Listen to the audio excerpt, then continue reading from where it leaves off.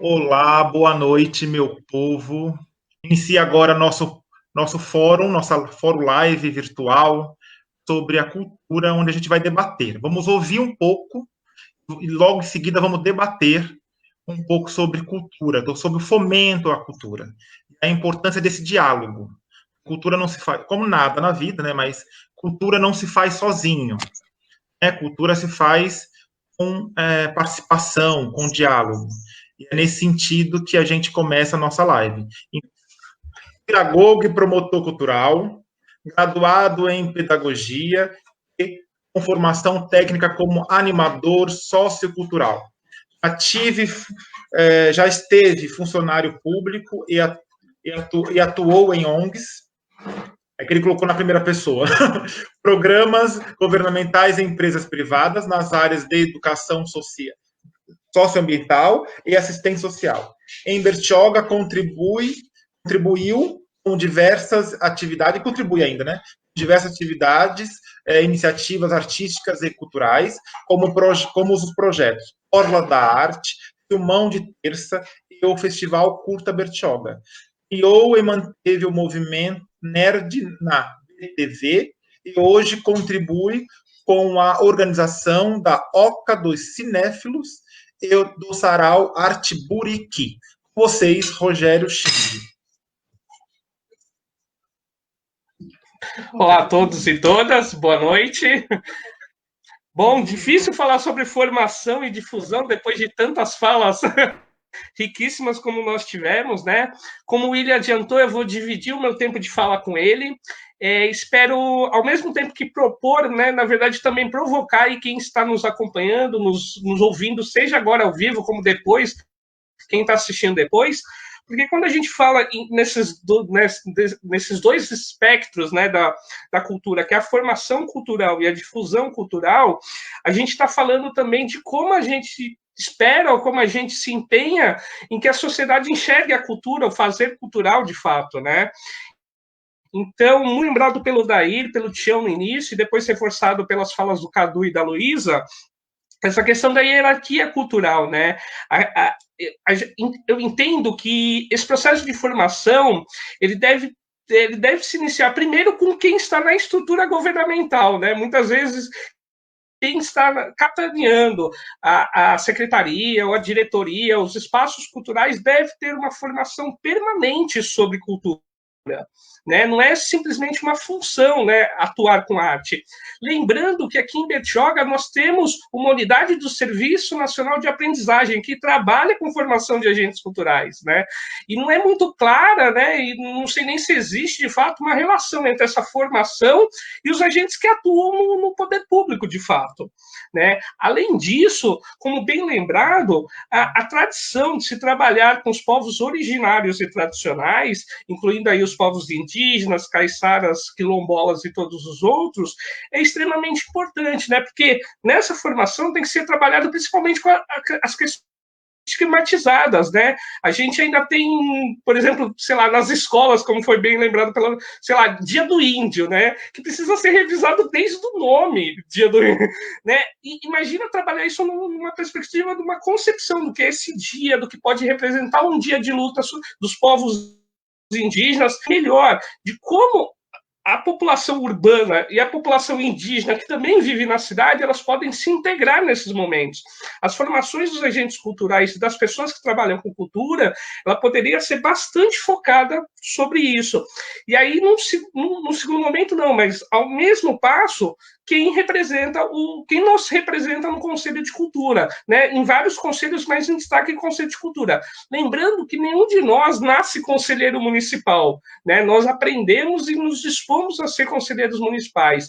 Onde está a formação de um conselheiro municipal de cultura? Por quais capacitações esta pessoa passa? Isso tem uma tendência para a gente estimular o diálogo entre o poder público e a sociedade civil, via conselhos municipais, né?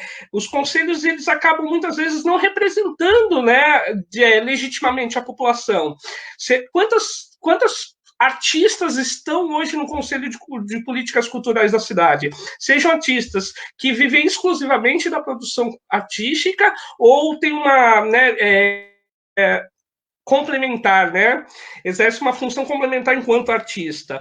E será que os artistas têm condições de acompanhar as ações do Conselho de Cultura? Será que os horários, os tempos e o modo como é operado o Conselho de Cultura, ele favorece a participação desses artistas? Ele entende a necessidade da participação dos artistas e das artistas da cidade? São questões que a gente tem que colocar muito explicitamente dentro de um plano de cultura para a cidade. Lembrando que outra formação que é essencial a todos nós é sobre o Plano Municipal de Cultura, que já foi aprovado em Bertioga há muitos anos atrás, e quando você tem uma atual gestão que nem cita o Plano Municipal de Cultura, você percebe que o planejamento, no mínimo, é muito falho, né? Se não for proposital. Nesse sentido, de ignorar um processo que, mesmo com diversas limitações e dificuldades, conseguiu fazer um trabalho de diálogo, né, e que representa uma parcela significativa da nossa sociedade. E você não vê um gestor público atual nem nominando a existência desse plano municipal, que precisa ser revisto, né, e implantado de fato. Muito bem lembrado pelo Tião, a visão transdisciplinar da cultura, né? Nós estamos falando de novas formas de se produzir cultura, e aí entende-se a cultura alimentar, a cultura ambiental, de quem nós somos, de como entendemos a sociedade e como podemos participar da cidade, né? Nós não temos uma cultura muito participativa, como bem lembrou a Luiz Lene, porém, precisamos criar cultura, né, esse campo da difusão cultural, ele também tem que ser elaborado junto com cultura, com técnicos, e estimulando, promovendo essa participação. Eu começaria, talvez, com, primeiro, uma formação de uma agenda, de uma grande agenda cultural, entendendo aquilo que já existe na cidade, porque o próprio bertioguense, muitas vezes, a gente teve uma live agora há pouco sobre transporte público, ele não se movimenta pela cidade, de fato, né? Então, se as atividades culturais de maior porte, ou talvez mais significantes, se isso for possível, né? Enfim, se concentram no centro da cidade, que na verdade é muito próximo de um dos extremos, como as pessoas se movem para o evento cultural? E depois, como que elas se movem de volta para casa? Né? Quando a gente fala em difusão, tá em difusão dos espaços, de uma criação da agenda.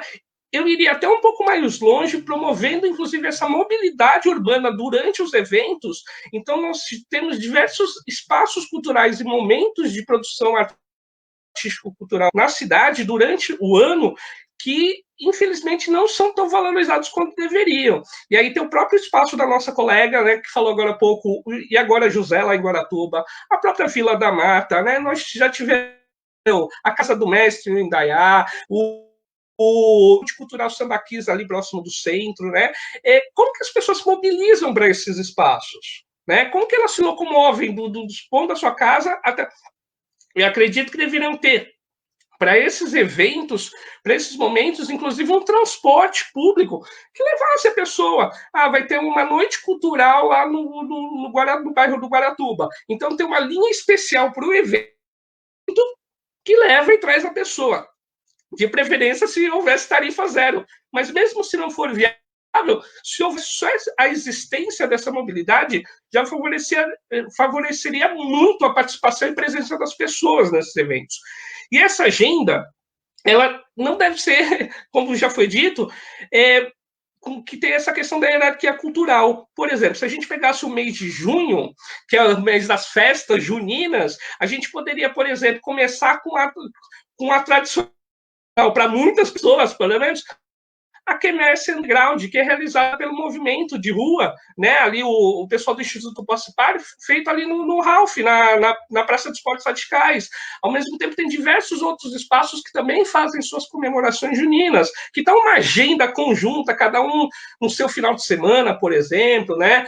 Ou em datas que se cruzem, se entremeiam, né? A pessoa sai de um evento, participa de outro, né? Isso tudo só se dá de maneira conversada com as pessoas, que eu acho que é a maior né, necessidade que nós temos hoje. As políticas culturais parecem que não têm um plano, parecem que são feitas de acordo com o que aparece, com a ideia de alguém, né, e não são conversadas, que é o maior defeito que eu acho que tem em qualquer processo público, né? Os artistas, de maneira geral, são pouco, ou muitas vezes nem são ouvidos, né? E são utilizados como mão de obra para ocupar tempos de programações de verão, que muitas vezes é voltada para o turista, nem é, às vezes, pensada para os moradores, né? Não tem programação de verão nos bairros do outro lado da rodovia, por exemplo, como deveriam ter, de conhecer os artistas e os espaços que produzem cultura em nosso município. Bom, como eu tenho que dividir o meu tempo, eu vou devolver a bola para o nosso colega William Vasconcelos. Né? Mais uma vez, galera, muito obrigado. Ricardo, muito obrigado. Você também foi o anjo que nos ajudou. Não está aqui na live, mas está aí atrás, nos caminhando e ajudando. E beijo, Lu, beijo. Todo mundo, muito obrigado. Tchau, galera.